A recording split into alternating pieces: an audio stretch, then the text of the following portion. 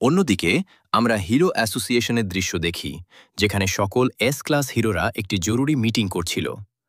Child emperor report দেয় যে স্যাটেলাইটের মাধ্যমে সে জেনেছে মনস্টার অ্যাসোসিয়েশনে প্রায় ৫০০-রও বেশি মনস্টার আছে। এর অর্থ হল প্রত্যেক হিরোকে একাই ৬০-এরও বেশি মনস্টারের সাথে লড়তে হবে। কিন্তু আসল সমস্যা হল তাদের হাই লেভেল মনস্টারদের পাওয়ার সম্পর্কে তার কিছুই জানা নেই। উদাহরণস্বরূপ, যে সেন্টিপিড আগে সামনে এসেছিল সেও মনস্টার অ্যাসোসিয়েশনের জন্য কাজ করত এবং তার লেভেল ড্র্যাগন ছিল। এই ভিত্তিতে অনুমান করলে বাকি হাই লেভেল মনস্টারদের লেভেল থ্রেড ড্র্যাগন বা থ্রেড ড্যামন পর্যন্ত হতে পারে। এরপর সকল হিরোরা তাদের নিজ নিজ অভিজ্ঞতা শেয়ার করে। পুরিপুরি প্রিজনার বলে যে মনস্টারের সাথে তার লড়াই হয়েছিল সেটা খুব শক্তিশালী ছিল, কিন্তু সে কোনো রকমে তাকে হারিয়েছে। জাম্বিম্যান ড্রাইভ নাইট সম্পর্কে জিজ্ঞাসা করে। চাইল্ড এম্পারার উত্তর দেয় যে ড্রাইভ নাইটই প্রথম মনস্টার অ্যাসোসিয়েশনের লোকেশন খুঁজে বের করেছিল। সে নিজে ইনভেস্টিগেশনের জন্য সেখানে গিয়েছিল, কিন্তু তারপর থেকে তার কোনো খোঁজ নেই।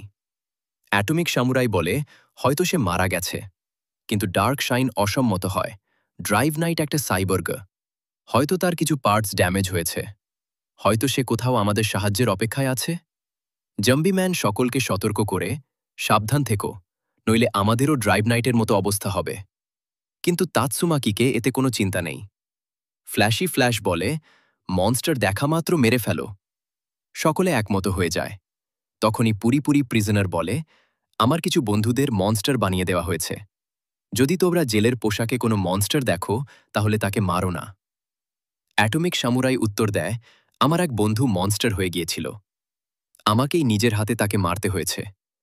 তোমার কাছে কোনো উপায় আছে কি যাতে তাদের আবার মানুষ বানানো যায়? পুরিপুরি প্রিজনারের কাছেও এমন কোনো উপায় নেই। তারপর জাম্বিম্যান এবং ফ্ল্যাশি ফ্ল্যাশ মনস্টার কিং ওরুচি এবং গেরো গেরো সম্পর্কে আলোচনা করে। তারা বলে যে তাদের পাওয়ার লেভেল থ্রেড ড্র্যাগন বা ইম্পোজিটর লেভেল থ্রেড ড্র্যাগন বা থ্রেড ড্যামনেরও বেশি হতে পারে, তাই কাউকে একাই তাদের সাথে লড়তে হবে না। তাৎসুমাকি বলে, আমি একাই দুজনের সাথে লড়ব, বাকিদের তোমরা সামলে নিও। ফ্ল্যাশি ফ্ল্যাশ তাকে চুপ করতে বলে। জাম্বিম্যান মাঝখানে বলে, শান্ত হও, আমাদের আসল মিশন ভুলে যাওয়া উচিত নয়। আমরা সেখানে সেই শিশুটিকে বাঁচাতে যাচ্ছি। যদি আমরা কিছু করি তাহলে শিশুটির জীবন বিপন্ন হতে পারে। চাইল্ড এম্পারার বলে যে আন্ডারগ্রাউন্ড ফ্যাসিলিটি খুব বড়। তাদের জানা নেই মনস্টার কিং ওরুচি কোথায় আছে বা শিশুটিকে কোথায় লুকিয়ে রাখা হয়েছে। তাই সকলকে অপেক্ষা করতে হবে এবং একসাথে আক্রমণ করতে হবে। সকলে কথা বলছিল যখন হঠাৎ আমায় মাস্ক এন্ট্রি মারে। আখিরে তোমরা আমা ছাড়াই সিক্রেট মিটিং কেন করছো? চাইল্ড এম্পারার একটু নার্ভাস হয়ে বলে, এমন কিছু না, আগে আমি এই প্ল্যানটা শুধু এস ক্লাস হিরোদের সাথে ডিসকাস করতে চেয়েছিলাম। আমায় মাস্ক জিজ্ঞাসা করে, কিন্তু কেন? এই টিমে তো আরও মেম্বার আছে। চাইল্ড এম্পারার ভাবে, আখির কিভাবে বুঝাই যে আন্ডারগ্রাউন্ডে শুধু এস ক্লাস হিরোরাই যাবে, বাকিরা উপরে সাপোর্ট টিম হিসেবে থাকবে। যদি আমি এটা বলি তাহলে এটা আমাদের পিছনে আন্ডারগ্রাউন্ডে যাওয়ার জন্য পড়ে যাবে। আমায় মাস্কের থেকে ছাড় পাওয়ার জন্য চাইল্ড এম্পারার বলে, এখানে দুটো টিম হচ্ছে। অ্যাটাক টিম যাতে শুধু এস ক্লাস হিরোরা থাকবে, তারা নিচে গিয়ে মনস্টারদের সাথে লড়বে। দ্বিতীয় টিম সারফেসে থাকবে, যাকে লিড করার জন্য একজন ক্যাপেবল লিডার দরকার। তোমার থেকে ভালো কেউ এটা করতে পারবে না। অ্যাটমিক সামুরাই বলে, নিচে আমরা সকলে এস ক্লাস হিরো যাব। যদি কোনো মনস্টার আমাদের থেকে বেঁচে উপরে চলে আসে তাহলে তোমরা তাকে মেরে দিও। আর হ্যাঁ, আমার সাথে আমার স্টুডেন্টও যাবে। কিন্তু আমায় মাস্ক মানতে রাজি নয়। সে অ্যাটাক টিমের সাথে যাওয়াতে জেদ ধরে। তাৎসুমাকি বলে, তোমার বোঝা যাচ্ছে না? এই লড়াই তোমার লিগের বাইরে। তোমাকে এখানে তোমার লম্বা নাক ঘোষানো উচিত নয়। আমায় মাস্ক তাকে ইগনোর করে বলে, যদি আমার লিডারশিপের এত দরকার তাহলে আমাকে এস ক্লাস টিমের লিডার বানাও। জাম্বিম্যান বলে, তুমি কি মজা করছো? তোমাকে শুধু ক্রেডিট চাই, তাই না? ঠিক আছে, নিউজে আমার নামের জায়গায় তোমার নাম লেখা হবে। এখন তো খুশি? শুধু চাইল্ড এম্পারার যা বলছে তাই ফলো করো। আমায় মাস্ক তাজ কোসে, তুমি অমর, তাই না? অ্যাসোসিয়েশনকে তোমার নাম ছাড়া কিছু জানা নেই। আমরা তোমার উপর কিভাবে ভরসা করব? কোথাও তুমি কোনো মনস্টার তো নও। আমায় মাস্ক আরও বলে, তোমাদের সকলকে কন্ট্রোলে রাখার জন্যই এস ক্লাস হিরো বানানো হয়েছে। তোমাদের শুধু কমব্যাট স্কিলস ভালো, আর কিছু না। আমাকে তোমাদের লিডার বানাও। আমার অর্ডারে তোমরা আরও সাকসেসফুল হবে। এটা শুনে ফ্ল্যাশ রেগে যায় এবং দুজনের মধ্যে গরমাগরম বিতর্ক শুরু হয়ে যায়। তখনই বলা হয় যে কিং আসছে এবং তার হার্ট জোরে ধকধক করছিল। এমআই মাস্ক জিজ্ঞাসা করে, আখির তুমি এত লেট কেন? আর তোমাদের মধ্যে এই গন্ধ কেন আসছে? তোমার কাপড়ে এই দাগগুলো কি? কিং বলতে যাচ্ছিল যে এটা হটপটের নিশান, কিন্তু তার আগেই দুজন লোক বলে, কিং সারা রাত সিটি জেডতে মনস্টারদের সাথে লড়ছিল। এই দাগগুলো সেই মনস্টারদের। এটা শুনে সকলে অবাক হয়ে যায় যে কিং একাই, কাউকে না জানিয়ে সারা রাত মনস্টারদের সাথে লড়ছিল। এমআই মাস্ক ভাবে, এখনও এস ক্লাসে ক্যাপেবল হিরো আছে। কিং একাই মনস্টারদের সাথে লড়ছিল। সত্যিই সে ক্যাপেবল। এমআই মাস্ক বলে, আমার চোখে তোমার রেসপেক্ট আরও বেড়ে গেল কিং। কিংয়ের জন্য আমি এই ম্যাটারটা এখানেই শেষ করছি।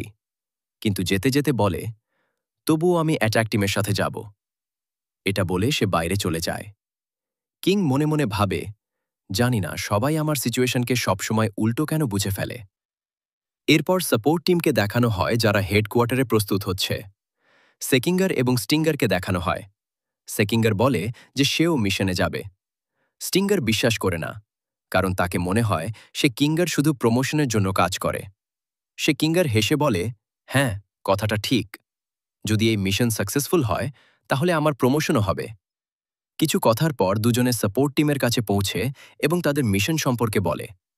তাদের কাজ হবে যে মনস্টাররা এস ক্লাস হিরোদের থেকে বেঁচে বাইরে বেরোবে তাদের শেষ করা, এবং যখন এস র্যাঙ্ক হিরোরা হোস্টেজকে বাইরে নিয়ে আসবে তাহলে তাদের কাজ হবে তাকে সেফলি হিরো অ্যাসোসিয়েশনে পৌঁছে দেওয়া। একজন হিরো বলে, এই মিশনটা খুব রিস্কি, এতে আমাদের জীবনও যেতে পারে। মিশনের পর আমাদের সকলের র্যাঙ্ক বাড়াতে হবে। সেকিঙ্গার মেনে নেয়। তখনই স্টিঙ্গারের কাছে একজন লোক আসে এবং বলে যে ব্যাং এবং বম্বো এসেছে। স্টিঙ্গার তাদের সাথে দেখা করতে যায়। ব্যাং বলে, আমার ট্রান্সমিটার ভেঙে গেছে, কি তুমি নতুনটা দিতে পারো? আর গারো সম্পর্কে কিছু খবর? সে কি মনস্টার অ্যাসোসিয়েশনে আছে? স্টিঙ্গার না বলে উত্তর দেয় এবং মিশন সম্পর্কেও কিছু বলে না, কারণ তাকে মনে হয় ব্যাং ইচ্ছাকৃতভাবে গারোকে জীবিত ছেড়ে দিয়েছে। স্টিঙ্গারে যাওয়ার পর কিং আসে। আসলে সে এখানে লুকাতে এসেছিল, কারণ তাকে মিশনে যেতে ইচ্ছে করে না।